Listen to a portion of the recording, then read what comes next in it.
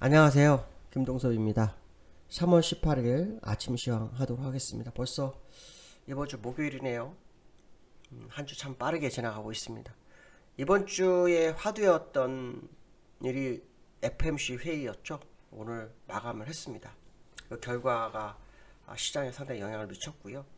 오늘은 뉴욕 시장 마감 상황, 또 역외환율, 외국인 수입과 연기금 요거에 대해서 아침에 잠시 언급하도록 하겠습니다. 뉴욕 시장은 양시장, 다우와 나스닥이 상승 마감했고요. 다우는 0.58%, 나스닥은 0.4% 상승하는 시장의 모습이었습니다. 시장 화두였던 FMC 결과와 파월의 발언이 상당히 중요했던 상황이었죠. FMC 결과는 뭐 예상대로였고요. 파월의 발언이 상당히 중요했던 하루였습니다. 파월은 확실한 신호가 보이기까지는 금리 인상이 없을 거다 이런 얘기를 했고요. 조기 테이퍼링도 시기상조다 얘기를 하죠. 사실 조기 테이퍼링에 대해서는 블랙록의 CIO가 사실은 올해 2번 정도 가능하다 뭐 이런 얘기를 했었는데 밀축해버리는 그런 상황이 나왔죠. 국채금리도 1.63% 정도로 내려앉았습니다. 그러나 국채금리는 사실 저점 대비로 많이 올라왔죠. 그런데도 불구하고 시장에는 영향을 미치지 못하고 있습니다. 국채 금리에 대해서도 상당히 무감각한 상황이 아닌가 이렇게 판단이 쓰고 있습니다. 사실 시장에서 FMC 결과를 기다렸지만 어느 정도 예견된 모습이 아니었을까라는 생각도 듭니다. 왜냐하면 새로운 정부가 들어선 지 얼마 되지 않았는데 재정 부양책 1조 9천억 달러를 진행하는 현재 상황에서 테이퍼링을 한다? 이건 완전히 솔직히 역적이죠. 역적이 되는 겁니다. 연준 입장으로서는 뭔가 시장에 안정된 스탠스를 좀 보여줘야 되는 그런 상황이었다 이런 생각이 좀 들었고요. 시장에서는 이번 FMC에서 상당히 중요하게 봤죠. 왜냐하면 국채금리가 1.63% 오르니까 혹시 점도표에 변화가 생기나 경제 전망에 문제가 생기나 뭐 이런 생각을 할 수밖에 없었던 것이 사실입니다. 그렇지만 연주 입장으로서는 결국 안정된 시장의 모습을 좀 보일 수밖에 없는 그런 상황이 아니었나. 자, 오늘 이렇게 됨으로 인해서 점도표는 369, 11을 끝나니까 6월 달에나 나올 거고요. 그때까지는 아마도 여전히 립 서비스나 뭐 완화적 기조를 계속 유지할 수밖에 없지 않을까 뭐 그런 생각합니다. 저는 사실 2023년도에 금리 인상하는 거에 대해서 사실 걱정이 많습니다. 왜냐하면 순간적으로 옛날에 폴 볼커 연준 의장처럼 순간적으로 많이 금리를 인상해버리는 상황이 연출되지 않을까 그런 생각도 합니다. 사실 지금 주가가 더 많이 뛰어야지 금리 인상을 할 수 있는데 미국은 더 금리 주가를 더 끌어올릴 수 있는지 좀 확인해봐야 되겠죠. 근데 지금 전 세계 시장을 보면 다우만 올라가고 있고요. 다른 나라는 별게 없습니다. 오늘은 이제 기술적으로 그 부분도 좀 보여드리려고 하는데요. 한번 차트를 좀 보도록 하겠습니다. 지금 그 다우만 지금 사실은 지난번에 계속 한 3, 4개월 동안 제자리에 있었잖아요. 그러한 다음에 이번에 그 1조 9천억 불이 서명되고 난 다음에 이렇게 오르기 시작했어요. 그래서 33,000까지 지난번에 제가 3800일 때 한 4,000포인트 정도는 여유가 있습니다. 만약에 돌파되면 이랬는데 일단 월봉이라서 사실은 완성은 안 됐어요. 아직도 거래 일수로 약 딱 2주가 있기 때문에 어떻게 변화할지는 모르겠으나 만약에 돌파가 이 상태로 끝난다 그러면 4,000포인트 위 적어도 뭐 34,800? 뭐 여기까지는 갈 수 있는 그런 공간이 있는 것은 사실이다라는 거고요. 그 다음에 지금 미국 시장에 같이 양시장을 하면 나스닥이잖아요. 나스닥은 또 오히려 근처에서 지금 3개월간 놀고 있는 그런 월봉의 모습이 보이고 있죠. 그래서 이 자리에서 놀고 있는 모습이고요. 그 다음에 아시아 시장에서는 상해하고 니케이하고 상해하고 항생을 좀 볼 필요성이 있는데 니케이는 오히려 3개월째 놀고 있죠. 일봉으로 보면은 고점 치고 약간 누리는 그런 모습이고요. 상해도 역시 마찬가지고요. 고점 맞고 밀리고 있는 상황이고요. 또 항상도 역시 고점 맞고 밀리는 모습이죠. 또 독일을 한번 볼게요. 독일만 지금 독일하고 다음만 지금 오르고 있죠. 근데 월봉으로 가면 사실은 그 추세선에 걸려 있는 아직도 여력이 좀 남아 있습니다. 독일은. 그다음에 프랑스 깨끗 지수도 보면은 여력이 좀 남아 있습니다. 일봉으로 보면 약간 흔들리는 그런 과정에서 약간 올라왔지만 여력이 좀 남아 있습니다. 그러니까 결국 다우 선진국 지수인 다우와 독일과 프랑스가 공간이 조금 남아 있는 정도가 아닌가 이런 생각이 드는데요.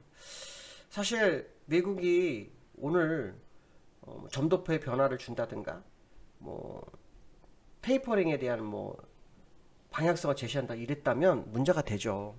왜냐면 요 근래에 중국하고 일본이 약간 그 경기 부양책에서 한 발 빼는 그런 모습이 나와요. 일본 같은 경우는 ETF 매수를 2월달은 거의 안 해서 지금 안 하고 있는 상태고, 또 중국 같은 경우에도 재정 지출을 소폭 줄이고 있는 그런 모습이기 때문에 미국의 연준이 엉뚱한 행동을 하거나 말을 했으면 사실 시장 상당히 흔들릴 수밖에 없는 거죠. 그러니까 결국 연준의 선택은 결정돼 있었던 거 아니냐 이런 생각을 한번 해볼 필요성이 있고요. 이제 뭐 연준이 시장의 방향성을 좌지우지하지는 않을 것 같습니다. 시장에 이제 더 이상 재료가 없죠.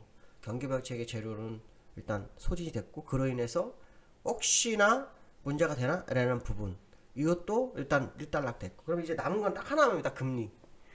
금리가 뭐 안정되는 1.63인데 왜? 아닙니다. 금리는 앞으로 계속 문제가 될 겁니다. 왜냐? 국채 발행을 해야 되거든요. 국채 발행을 하게 되면 국채 금리의 변화가 생길 수밖에 없어요. 아실지는 모르겠지만 미국에서 국채 발행에 대한 금액이 어마어마합니다. 지금 1조 9천억 불은 게임도 안 됩니다. 그보다도 상당히 많은 금액이 지금 계속 국채 발행을 할 수밖에 없는 상황이기 때문에 이건 어쩔 수 없습니다.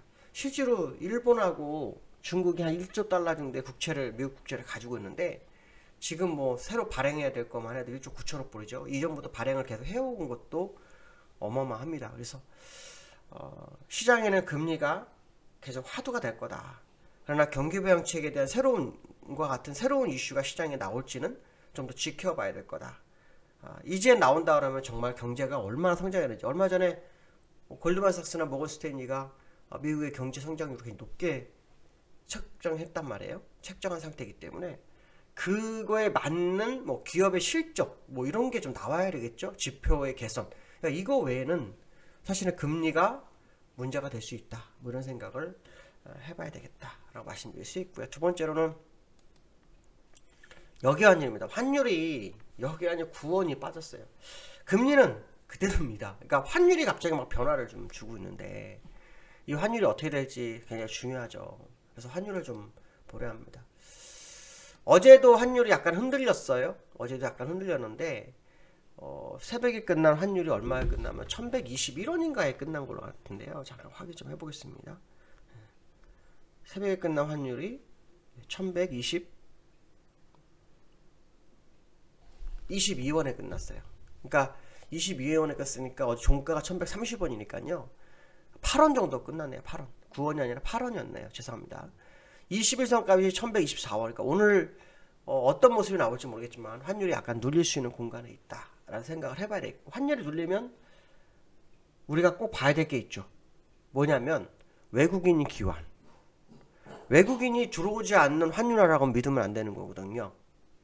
외국인이 정말 지금 여기서 보시면 주가가 환율이 이렇게 두 번 쭉 빠지고 환율이 횡보하잖아요. 요 두 번 빠진 날, 그렇죠? 요 날이 언제냐면은 요 날 외국인이 들어왔어요. 3월 11일, 3월 12일이거든요. 시간을 볼게요. 일자별로 보시면, 자, 3월 11일, 3월 12일 외국인 들어왔죠. 요 3월 10일부터 들어왔네요. 3일간 외국인이 들어왔어요. 그러면 차트로 다시 가보면, 자, 3월 10일이 언제냐면은 요 장대 양봉 있는 날, 여기 잘 안 보이시죠? 요 장대 양봉 있는 날 3월 10일 날 외국인이 들어왔고, 그 다음날 외국인 들어왔고, 그 다음 외국인 들어왔어요.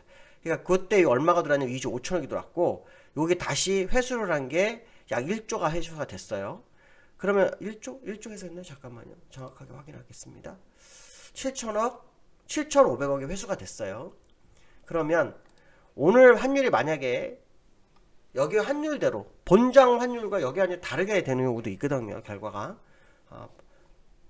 8월 8원이 빠지면 오늘 외국인이 1조 5천억 이상 들어와야 한다는 얘기거든요. 만약에 오늘 외국인이 안 들어오고 나갔다. 그러면 이거는 가짜가 되는 거죠. 결국 바로 회복하실 것이다. 이런 생각을 해봐야 되겠죠. 그래서 오늘 환율의 흐름에 대해서 아마 보셔야 될 거다라고 말씀드릴 수 있고요. 근데 이 환율의 주봉이나 월봉을 보면 사실 주봉이나 월봉을 보면 이게 무너지기 쉽지 않거든요. 어떻게 결과가 나오는지 좀 지켜봐야 될 것 같습니다. 자, 그 다음에 세 번째로는요. 시장에 지금 투자가 기관에서 매수가 들어왔었어요. 여기 어제는 빠졌지만 여기 들어왔었는데 요때 3일 동안 들어온 게 연기금이 2천억이 들어왔어요. 연기금이 이제 3일째 매수를 했으니까 오늘도 연기금이 어떤 매수를 좀 하는지를 좀 확인하셔야 됩니다. 연기금이 정말 주가를 끌어올리기 위해서 한 건지 아닌지 이걸 봐야 되는데요. 제가 이제 시장에 대해서 왜 아까 역외환율이 그렇게 내려왔는데 외국이 들어온지 아닌지 확인해라 이 말씀을 드린 건 뭐냐면 이 선물입니다.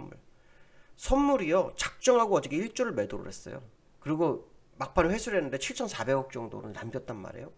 이게 누계로 보면은 12월 28일 기준으로 얼마냐면 7조가 넘었어요. 12월 28일에서 3월 17일까지 7조 2천억이나 된단 말입니다. 이 얘기는 지난번에 고점으로 올릴 때 선물 매수량의 70% 넘게 나온 거예요. 68%에서 70% 가량.